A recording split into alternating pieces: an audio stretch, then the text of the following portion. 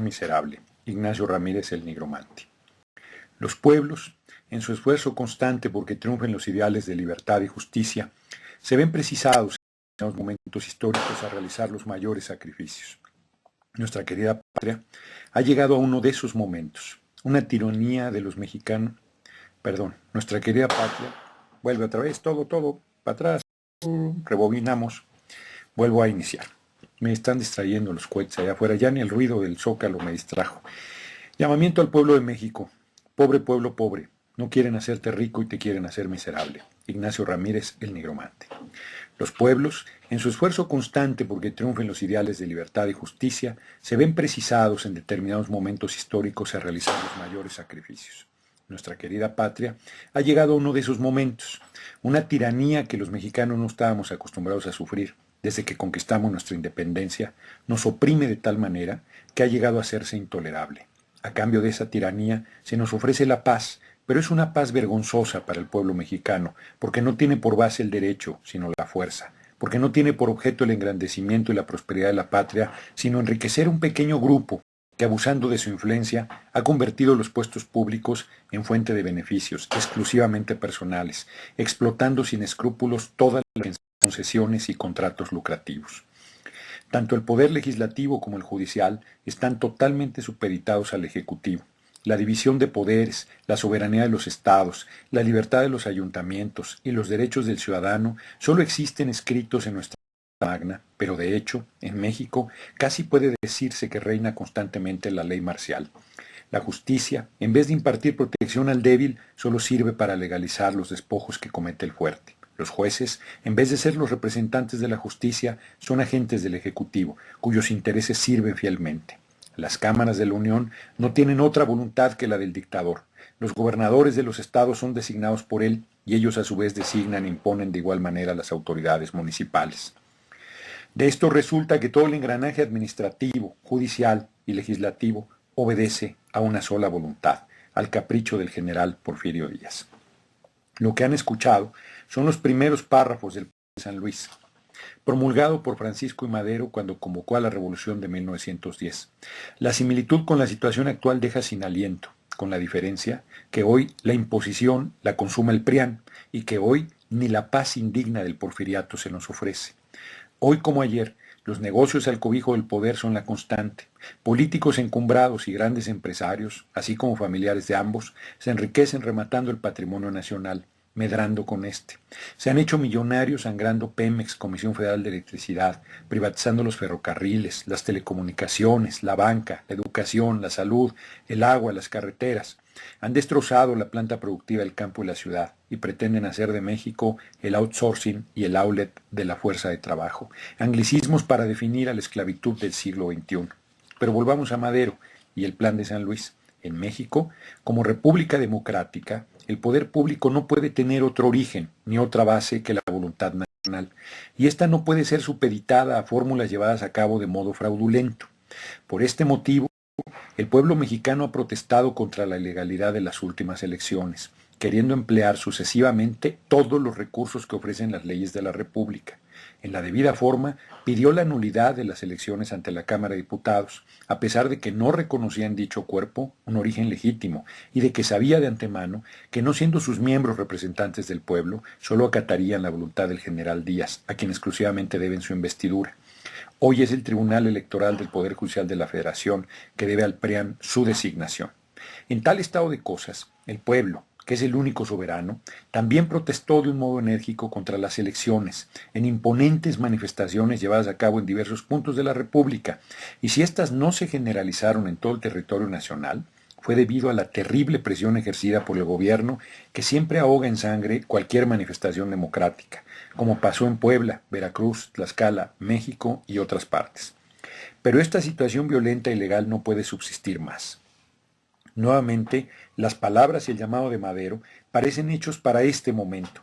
Las elecciones en nuestro país fueron absolutamente ilegales y fraudulentas. De hecho, está cerrada la vía electoral para acceder a la presidencia de la República, si el pueblo opta por un candidato surgido de las filas de la izquierda mexicana. En 1988 se burlaron de la voluntad popular que decidió que Cuauhtémoc Cárdenas fuera presidente de la República. En 2006 volvieron a burlar al pueblo negando su derecho a decidir que fuera Andrés Manuel López Obrador presidente de la República, y ahora lo han vuelto a realizar en los pasados comicios de julio de 2012. Adelantamos que al afirmar que la vía electoral está cerrada para acceder a la presidencia de la República para quien no sea postulado por el PRIAN, no negamos nuestra vocación pacífica y democrática. De igual manera, esa afirmación no determina un camino diferente de acceso al poder que el de las elecciones. Plantea, en todo caso, la necesidad de abrir los cauces democráticos que nuestro país, por la vía pacífica, para que se respete la voluntad popular.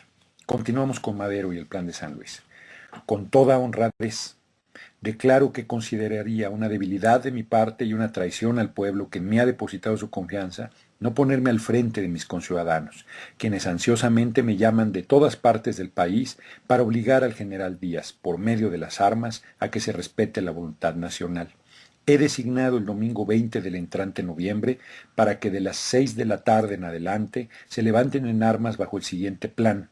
1. Se declaran nulas las elecciones de presidente y vicepresidente de la República. 2. Se desconoce el actual gobierno. Conciudadanos, si os convoco a que toméis las armas y derroquéis al gobierno del general Díaz, no es solamente por el atentado que cometió durante las últimas elecciones, sino para salvar a la patria del porvenir sombrío que la espera.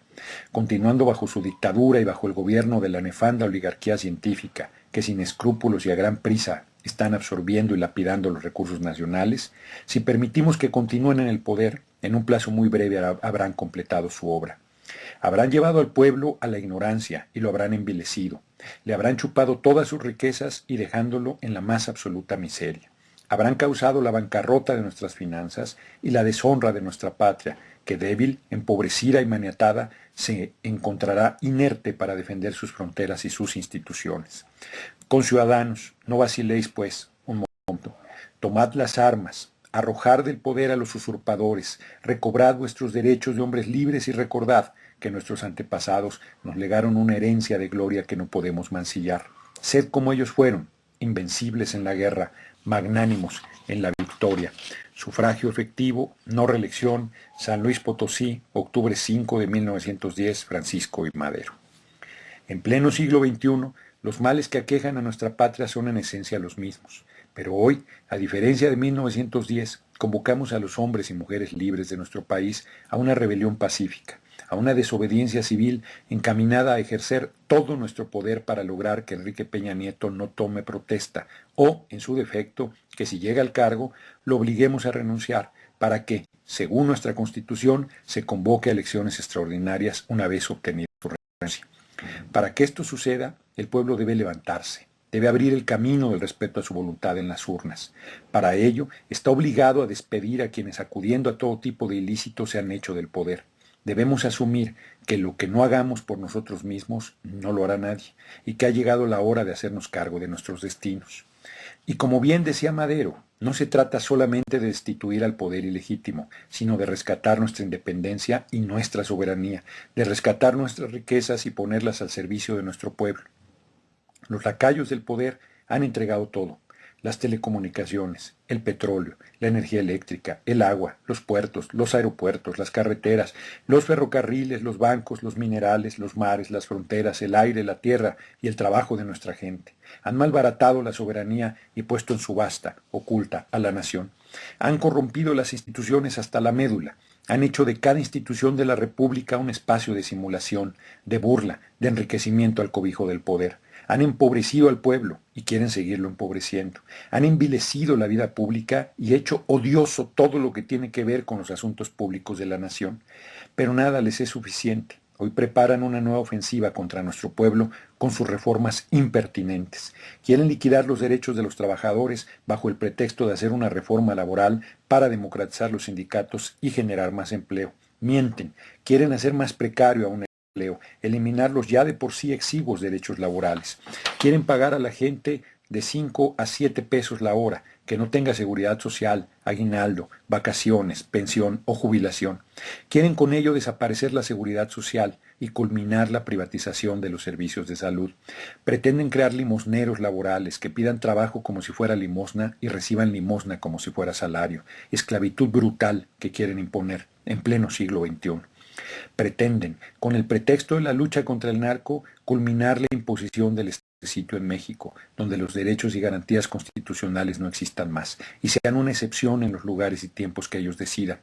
Buscan imponer una nueva carga tributaria al pueblo, imponiéndole el IVA a alimentos y medicinas, mientras que un puñado de muy grandes empresarios, 30, siguen sin pagar los impuestos que les corresponden. Un cálculo moderado es de 500,000 millones de pesos al año. Esto significa que esos 30 grandes empresarios pagarían en 6 años un presupuesto nacional completo de un año, 3.5 billones de pesos, es decir, lo que pagamos 110 millones de mexicanos. Quieren seguir ahogando la educación pública, negándole el presupuesto a la educación y a las universidades públicas del país, cerrando toda posibilidad de estudio a millones de jóvenes que hoy alcanzan ya la cifra de 7,5 millones quienes no tienen derecho a una educación universitaria. ¿Y qué decir de los connacionales quienes literalmente se mueren de hambre, 40 millones, que ganan $1 al día y que perviven en el más grande de los sufrimientos? ¿Cómo olvidar la tragedia de los millones de mexicanos que han cruzado la frontera arriesgando la vida en búsqueda de trabajo en los Estados Unidos? Hombres y mujeres en plenitud que migran a tierras extrañas, donde son perseguidos como criminales por ofrecer su fuerza de trabajo. Millones de mexicanos que aportan al país cuantiosos recursos en dólares, que han impedido el colapso total de nuestra economía y que no tienen nada, pues carecen de toda prestación, condenados a trabajar hasta el último día de su vida, sufriendo persecución, racismo, exclusión y atropellos sin fin. Son el racismo, el clasismo, la sobreexplotación, la discriminación feroz, el crimen, el robo, la rapiña, el odio, la mentira, la simulación, la sevicia, los signos de nuestro tiempo que las amarillas del poder han hecho de ellos sus armas cotidianas, incluyendo el engaño y la traición. Hoy, como en 1910, el llamado de Madero es puntual e inaplazable. Hoy, la necesidad de democratizar nuestra sociedad y lograr el respeto a la voluntad popular es imperiosa, con la diferencia de que hoy convocamos una rebelión popular pacífica que recupere la independencia y la soberanía nacionales, democratice al país, rescate a nuestras instituciones, expulse de nuestro territorio toda política neoliberal, capitalismo feroz y rapaz, que ha empobrecido a nuestro pueblo y erradique todo mandato del extranjero, sea este el Fondo Monetario Internacional o el capital transnacional, o sus títeres que ni gobiernan ni administran el país, sino solo se enriquecen al cobijo de la simulación del ejercicio del poder. Por estas razones, convocamos al pueblo de México a partir de esta fecha a realizar todo tipo de desobediencia civil o rebelión popular pacífica encaminada a lograr la salida de Peña Nieto y la construcción de una real independencia de nuestra nación. Convocamos, 1. A que el martes 25 de septiembre realicemos un centón todos los accesos de la Cámara de Diputados a partir de las 8 de la mañana, en repudio a la reforma laboral, y de ahí derivemos diversas acciones para rechazar esta y todas las reformas impertinentes que se nos quieren imponer en contra de los intereses nacionales. 2. Llamamos a tomar todas las iniciativas de desobediencia civil y rebelión popular pacífica que nos lleven a construir las condiciones para que el 20 de noviembre, a partir de las 6 de la tarde, realicemos una acción de desobediencia civil de carácter nacional, en la que decidamos no acudir a trabajar, a la escuela, a comprar, a no ver televisión, a paralizar todas las actividades en todo el territorio nacional y mantenernos en nuestras casas todos los días que sean necesarios para que caigan los desgobiernos que rematan a la nación y en especial lograr que la toma de protesta de Peña Nieto no se materialice o, en su defecto, de lograr su remoción si esto ocurriera. 3. A realizar asambleas populares a partir del 21 de noviembre a las 6 de la tarde, todos los días que dure la desobediencia civil, para evaluar los alcances de esta en las colonias, pueblos y comunidades, informando los alcances de la protesta y las medidas de solidaridad necesarias con vecinos, familiares y amigos. Esta medida puede requerir un sacrificio de 5, 15, 20, 30 días, pero no hay gobierno que la resista y nos alzaremos con las renuncias de Calderón y Peña Nieto y con la apertura del camino pacífico para reconstruir nuestra patria. De la misma manera, la desobediencia civil enarbolará como su programa mínimo lo siguiente. 1. Construir una nueva independencia nacional, fundada en un Estado laico y materializados en una república democrática que contenga instituciones básicas de participación popular como revocación del mandato, referéndum, iniciativa popular, acceso a cargos públicos, rompiendo el monopolio de los partidos políticos. Transformación de raíz de nuestro sistema de representación política, de nuestros órganos de justicia, de nuestro sistema económico y de nuestra sociedad en todos sus ámbitos. Recuperar los bienes nacionales y ponerlos al servicio de nuestro pueblo, tales como telecomunicaciones, bancos, ferrocarriles, petróleo, electricidad, agua, puertos, aeropuertos, carreteras, minerales, mares, costas, fronteras, playas, tierras, así como consolidar una planta productiva del campo y la ciudad al servicio de nuestro pueblo.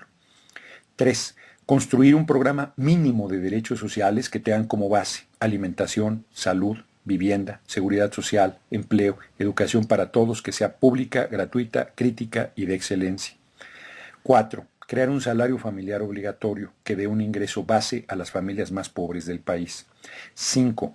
Reformar la educación para que sea laica, pública, gratuita, de excelencia y dé a los mexicanos herramientas de análisis crítico y promueva valores de compromiso social y de trabajo colectivo. 6.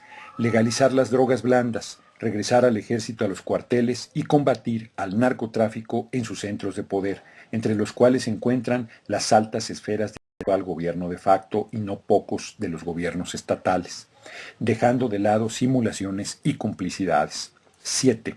Crear un contrato colectivo base que incluya no solo un salario remunerador que devuelva el poder adquisitivo de nuestro pueblo, sino que incluya beneficios superiores a la ley actual. 8. Inversión en ciencia y tecnología y a la investigación, desarrollando la creatividad y los talentos de nuestro pueblo. 9. Autonomía de estados y municipios, respeto a las autonomías de pueblos indios y a los acuerdos de San Andrés y formación del Distrito Federal como Estado de la República con Constitución, cámaras locales y municipios y derechos plenos a los capitalinos. 10. Convocatoria a un Congreso Constituyente que dé marco a un nuevo pacto social donde los derechos sociales sean considerados derechos humanos inviolables, se garantice la libertad de expresión y se cuente con medios masivos de comunicación serios, objetivos y confiables. De igual manera, se acuerden las bases de un nuevo orden político, económico y social, pleno de justicia y libertades, donde nadie sea perseguido por sus ideas, color de piel, religión o ateísmo, preferencia sexual o apariencia. Hagamos ya de nuestra patria un país de libertades, de justicia, en el que nos sintamos orgullosos y en el que alcancemos la felicidad. Que quienes lleguen a viejos, cuando les pregunten, ¿tú qué hiciste cuando el país estaba en llamas, cuando la patria estaba ensangrentada, cuando la voluntad popular era burlada, nosotros podamos contestar, tú vives en un país de libertades, en un país de oportunidades, porque nosotros estuvimos a la altura de las circunstancias. Zócalo de la Ciudad de México, 15 de septiembre de 2012, Valfre Vargas Cortés, Rosendo Marín Díaz, Gerardo Fernández Noroña, y al que no le tiemble la mano, que lo firme. Muchas gracias. Buenas noches.